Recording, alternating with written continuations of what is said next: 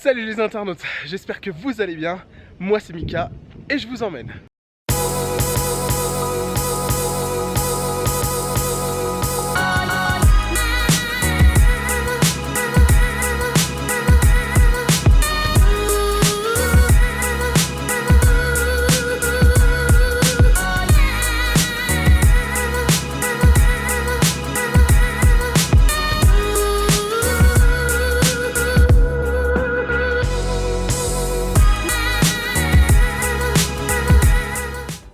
Cusco et je vais te faire découvrir un petit peu les ruines qui sont à l'extérieur de la ville. Tu peux même y accéder à pied, en bus, en taxi. Ça va être plutôt sympa. On m'a dit que du bien de ces ruines, qu'ils étaient super jolies. Mais là, je suis sur un point de vue où tu peux observer toute la ville. Alors c'est plutôt sympa.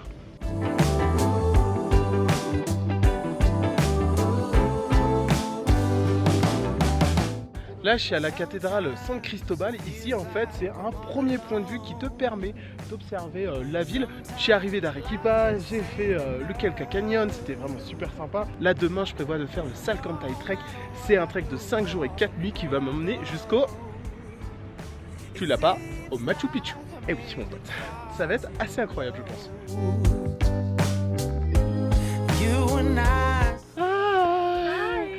Ok, je suis avec... Comment te llamas? Me llamo Claudia. Claudia qui vient d'Italie, que j'ai rencontré à Isla del Sol. Et là on va faire un petit tour ici dans le parc Sacsayhuman qui est juste à 3 minutes de la ville. Là, la ville elle est là. Ce qu'il faut savoir c'est que le parc Sacsayhuman c'est le deuxième plus grand parc après le Machu Picchu au Pérou, donc apparemment c'est un grand parc. Et galère.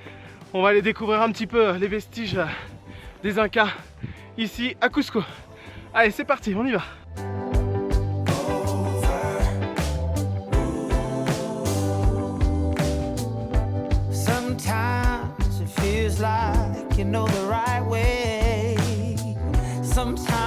C'est assez impressionnant en fait. On sent qu'il y a un truc qui est très chargé, l'histoire est très chargée ici.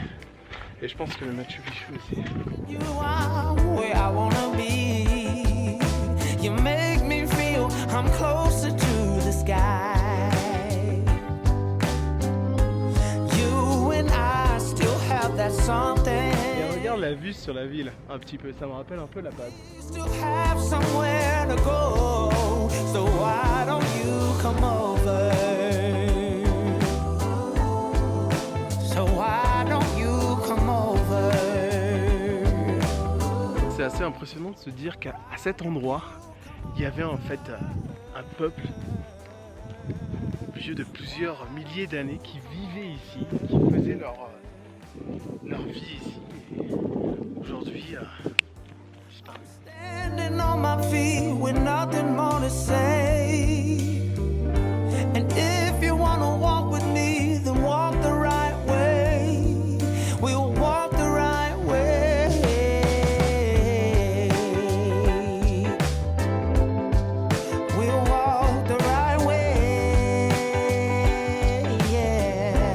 Dans une ancienne arène, on voit bien en fait le rond qui faisait là et il y avait des batailles qui se passaient ici.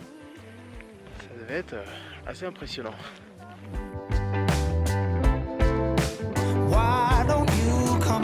Un deuxième lieu que tu peux voir en même temps à l'achat de ton ticket, c'est Kiko. C'est encore un lieu archéologique mais un peu différent. Là on peut voir des formations rocheuses en fait assez impressionnantes comme ici. Il y a aussi, comme d'habitude, des constructions ici, un cas. Et on va faire le tour et c'est pas fini encore.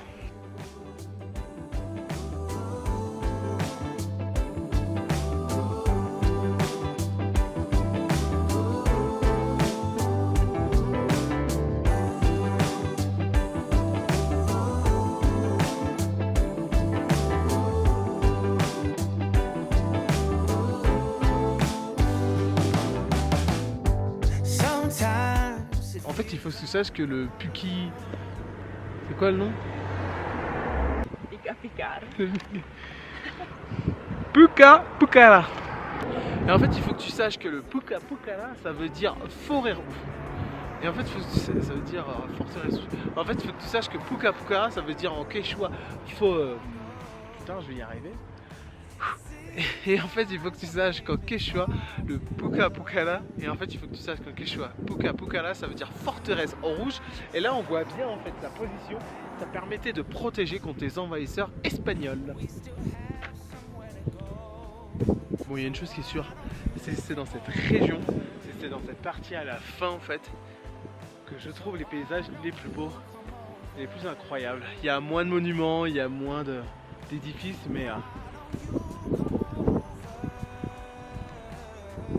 mais c'est super beau. Yes, il y a des fois, ça vaut le coup de prendre un peu de hauteur pour pouvoir observer des vues vraiment, et vraiment jolies. Comme celle-ci.